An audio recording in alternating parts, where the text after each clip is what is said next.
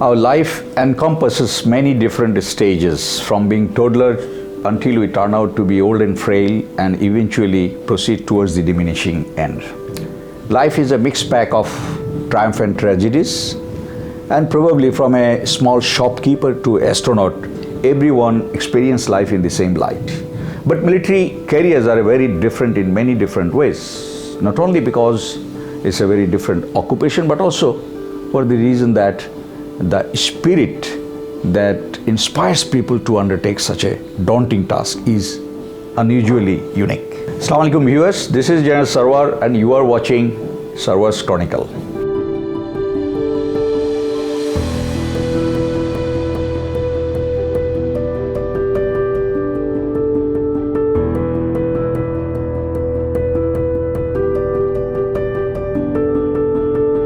Today I shall be talking to you the way I joined in the army, including the formative years of my careers. I'm not a good storyteller though. Over and above being a student of history, I have a natural urge of assimilating historical elements to almost everything. So if I do the same thing here, my advance apologies to all of you. In my childhood, whenever I used to go to the field to play with my friends, I would often get lost in my own imagination. Today, I'll try to share one of such thoughts with you. From the field, whenever I looked towards the farthest point I could see, where the sky met the land, which is called horizon, I firmly believed that if I continued running, probably I would have touched the sky. Probably every kid thinks in the same way. They indulge in their own imagination, and these kids, they grow older, they educate themselves, they pick up careers and gather experiences. Sometimes we choose careers, sometimes a career chooses us, but the success and the failure entirely depends on our ability to exploit that opportunity. Being a military brat, joining in the armed forces came as a very natural option for me, since my father, he was serving in the erstwhile Pakistani Air Force. We never had opportunities to listen to stories from our grandpas or grandmoms as the European kids would have done.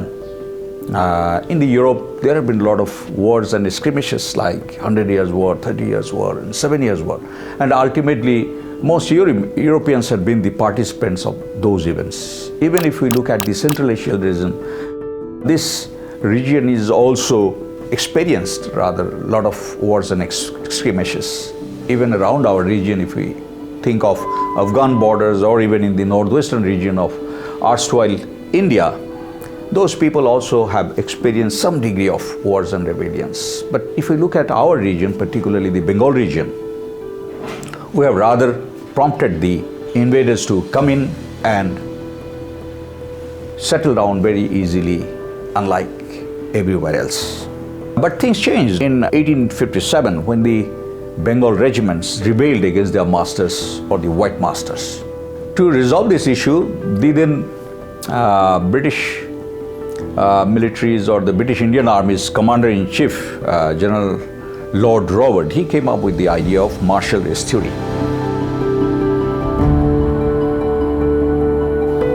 Essentially, to deject the Bengalis from joining in the armed forces. After the partition, the Indian government did not continue with this policy, but Pakistan Army, or the Pakistan government, they continued with. As the Pakistan Army comprised all Pakistani men, so there was a very natural requirement of a separate infantry regiment comprising the people from East Pakistan. So between 1948 to 1970, we had raised nearly 8 infantry battalions. Of those 8 infantry battalions, 1st East Bengal Regiment played a significant role during the Indo-Pak War of 1965, and they have showed indomitable courage, particularly fighting against the Indians. And they have achieved as many as 17 gallantry awards, which was highest in the entire Pakistan Army. Not only in the land battles, but also in the air warfare, the Bengali fighter pilots achieved spectacular success. Of them, the notable among them had been late Air Commodore M.M. Alam, who shot 5 Indian aircrafts in less than a minute time, when he was a squadron leader back in 1965. Unfortunately, we did not get him because his family moved to West Pakistan to settle there immediately after the Liberation War. Equally renowned was Group Captain Saiful Azam, who played a significant role in 1965 in the Pak War and also in the Arab-Israel War of 1967. I heard about his flying exploits from my father. My father, being in the communication and radar branch, often working in the air traffic control, he had a fairly good acquaintances with Group Captain Saiful Azam. Maybe the ethnic identity must have worked between their association. We had been living in Moripur Air Base, Karachi then. I was only 8 months old, still in my mother's lap, who was again not too mature, young enough, typical Bengali girl, relocated herself thousands of miles away in West Pakistan in a very unfamiliar environment. It will really surprise you that my mother is only about 15 years older than me. No memories of my own though, yet the 1965 war makes me very much nostalgic just because of the fact that whenever my mother narrates how desperately she was moving from trench to trench to save me from Indian bombing. I loved reimagining those days, listening to those stories. So out of 8 infantry battalion, 5 of the battalions they participated in the Liberation War of 1971. And the army that we see today, the nucleus was formed by those battalions, those participated in the 1971 war. So the Bengali officers and men, they have really debunked the policy of, so-called policy of martial arts theory. In all the wars they have participated. As the war ended, so we were put in a concentration camp under 24 hours military guard. That was a typical refugee life. We were unfed, sometimes unpaid, and my parents, they often sold out their valuables, particularly my mother ornaments. Those were sold out at a very cheap cost to the local Pakistanis so that we could run our daily lives. So under such circumstances, the military kids, they usually gather unique experiences in the sense that there's change of schools, change of locations, then change of friends, exposure to conflicts and separation from near and dear ones are some but few. Despite all this, my interest was somewhere else. I was way too keen to learn how the young Punjabi officers, he come down to a fish which was located near our camps. How does the under command salutes him, how he inspects the soldiers, and how he carries himself and all that. Might sound silly, but these are the small little things that got registered in my fledgling mind. And even after we were repatriated to Bangladesh, throughout 70s and 80s, the process only got reinforced since I was staying around cantonment or within cantonment. By then, some of my seniors in the college, they have joined various academies and they used to visit our localities. Those were remarkable memories, and frankly speaking, I used to be so jealous of them because of their flamboyant images, then rough and tanned look, deep haircut, and those black pant, white shirt and red ties, the traditional BMA attire that captivated me throughout my college life. Gone are those days. The youths, they don't get easily charmed by all those things, but things were very different in earlier days. Young kids, they used to have a lot of craving for joining in the armed forces. These days, even the guardians have the similar views. One of my friends thought, what's the point sending the kids to the military, since as the kids of the senior military officers, they have already seen enough. So the market-driven capitalist economy and the growth of large conglomerates are really responsible for our change in our outlook, career options and lifestyle. However, after appearing HSC, I started appearing for exams to join in the military. One day my father, he just invited me to meet his officer commanding before I faced the ISSB. And while talking to him, he came up with something very strange. He said, Sarwar, be a major in the army than becoming boss elsewhere else. So that really was a very strange information for me. This could have been the perception of the day just because of the roles played by the majors in 1971 war, including the declaration of The then Major Ziaur Rahman on behalf of Bangabandhu Sheikh Mujibur Rahman, including the role of sector commanders, were outstanding by any measure. Bangladesh Army is still the only organization that the people and everyone looks up to in distress. In recent time, it might have been under severe criticism, but I'm sure under the new leadership, this organization will rebound with its familiar image. So I qualified in the ISSB and was preparing to join Bangladesh Military Academy. Briefing from the seniors could only offer you a broad spectrum of BMA life, but not all of it. As I joined the academy, my perception about military life completely changed. Most of the guys coming from civilian background are not sure of what they have signed up for. And whatever people may be telling from outside, no one can be really ready for such a jolt on day one. On arrival in the academy, I was given a deep haircut, a lot of bullying, ragging, front roll, side roll, all these punishments. And at the end, deep in the stable. So these are some of the events that I remember with disbelief. I'm sure anyone will be shocked and freeze looking at all these activities, but this is the way military life is. By the time we were given a respite, the night was almost over. The exhaustion reached a point from where I struggled to remember who am I and what is my father's name. It's not just with me. Probably it would happen after height of the punishment. It would happen with any cadets in spite of his physical standing.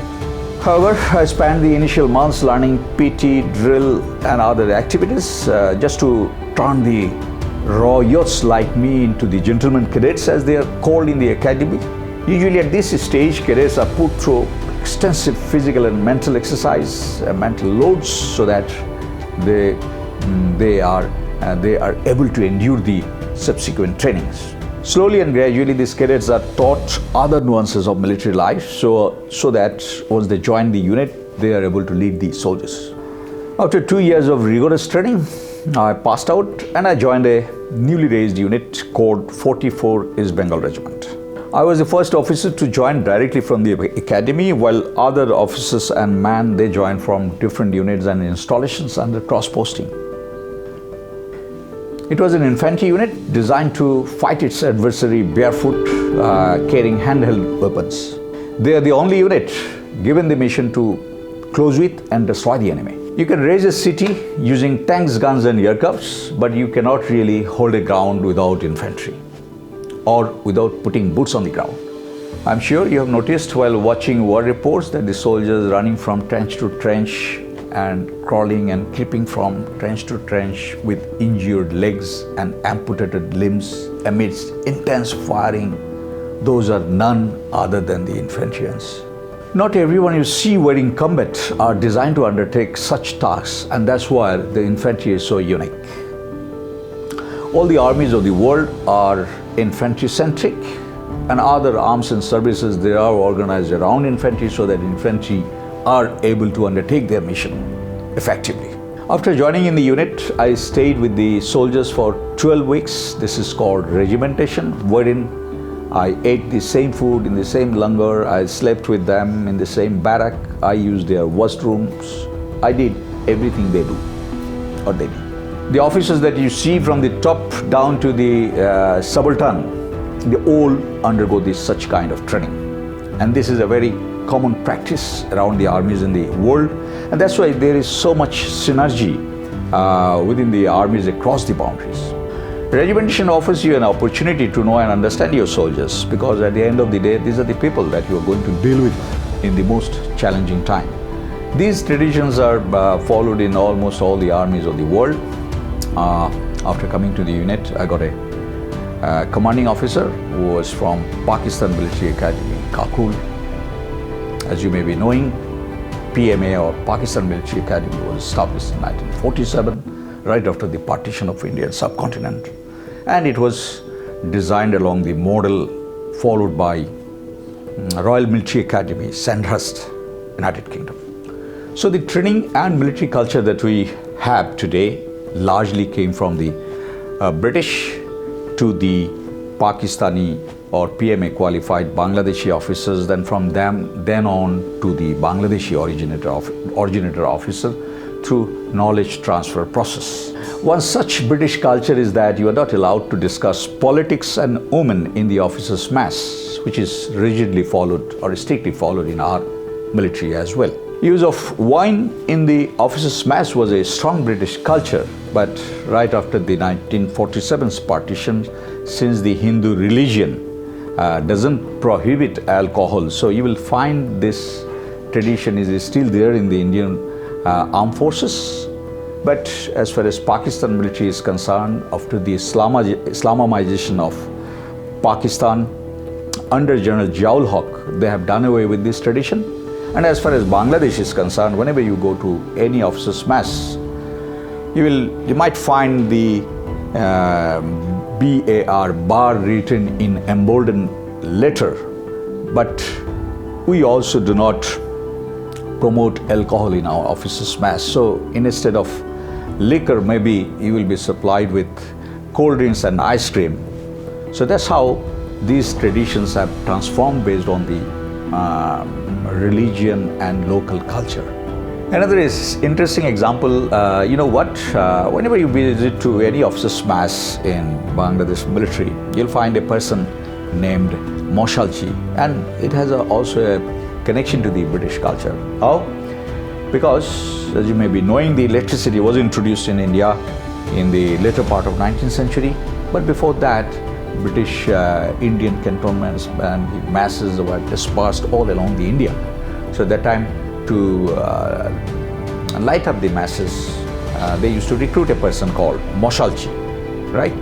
But gone are those days. Moshalchi, we have electricity everywhere, but Moshalchis are still there in our table of organization and equipment. Not to light up the candles, rather they help the cooks in the cooking houses. So coming back to my first commanding officer, he was an extremely professional, big-hearted, caring person and a terrific cricket lover. Whenever there is to be a test match, we would find him always carrying a transistor with him. So his professionalism and his personality left a very lasting impact on the growth and advancement of the officer's career, particularly in 44 East Bengal Regiment. 44 East Bengal Regiment is to be a very renowned and famous units in the entire division, then in the then 9 Infantry Division. There is a saying that there is no bad regiment, but only the bad colonels, meaning to say that the soldiers and the unit fail only when the officers fail. So you can understand the importance of officers or the commanders in respect to the military organization. Military commanders and military installations are very unique for the roles they play in the context of overall organization. A military commander, he succeeds uniting his undercommands, but as you look at the politicians, it is so very different. They would always try to divide their people and then control them. If the military is ever divided, it's not by the military itself, it's done by its enemies. You remember how Lord Clive, he divided Nawab Sirajuddaulah's military by segregating Mir Jafar and ultimately forcing a very costly defeat by the Bengal Nawab in 1757. So to prepare professional military leaders, they need to be trained constantly. And as a young officers, they undergo a lot of trainings in the formative years. So after a couple of months, it was my turn to go to the course. I clearly remember my first course was company support weapon course. Before I moved out for the course, my commanding officer, including all the officers, they warned me that I must not come back without a B+ grade. Otherwise, they will break my leg. Understandably, that was told quite affectionately. But that small piece of advice really played a key role in my evolution as a professional officer in the Army in the following years. So I worked very hard and I managed to get a B+ grade, and after that I didn't have to look back. So that's how I did several courses in a row, and I had to do back and forth between the unit and training installations, and that happened. Once I was doing a course in Sylhet, before I could finish that, I received joining instructions to do another course to be held in Rajshahi. So that's how the young officers usually in all the units they remain so much busy. Besides the basic training, the young officers at this stage are also given cutting edge skills like commando training, intelligence training, explosive training, then heavy weapon training, jam master training, military police training, so that they become able to perform other duties than the regimental one. Before joining in the army, I had a very different view that the military, they don't need to study so much. But my perception completely changed as I started passing time in the army. Today's army is a very highly educated outfit. They have a very well laid out education village where we have Bangladesh University of Professionals, Military Institute of Science and Technology, Armed Forces, Medical College, the National Defense College, various management institutes, engineering institutes, and other vocational training institutes. They not only provide training to the military personnel or their progenies, they do also teach a large degree of students from outside. So they are in a way contributing in a great way to the education sector. I got several fond memories. I'll just share one here. 44 East Bengal Regiment was my parent unit, and I was just a second lieutenant when I joined this unit. So since this was a newly raised unit, so we had to arrange an induction parade for which we were doing parades for a couple of months. But in the process I got caught by jaundice, and in those days there were no hospital facilities developed in that way. So I was admitted in a field ambulance. Field ambulance is usually a mobile medical facilities that provide a degree of medical support to the soldiers and officers in the operational area. So there was no isolation ward. Ultimately, I had to be kept in a trench pitched out somewhere near the jungle. So I lived literally with the jackals, and I'm talking of back in 1987 in Ghatal cantonment. So coming back to the hospital again, since I was in the field ambulance, so I was unable to take food from the langar, and so I had a runner who was very loyal and very caring to me. He lived somewhere in Madhupur. So understanding, appreciating my plight, he used to bring food from his home every day. And in those days you will understand that there was no rickshaw service, neither there was an Uber system and all that. So he did to and fro to arrange my meal. I would never forget this gesture, and I still remember his name. It was Sipai Mir Hossain. These days one may have the luxury of traveling jet aircraft or even accompanying an astronaut to the moon, but there can be nothing more fulfilling than being able to put on a smile on someone's face, which you can make it happen every day as a commander. And it's not possible in any other service other than the military. What else can be more relishing than being able to take someone to war just patting on a soldier's back? Knowing fully well that you can't increase his salary by 100 taka, but he would straightway dive into the fire or embrace a bullet.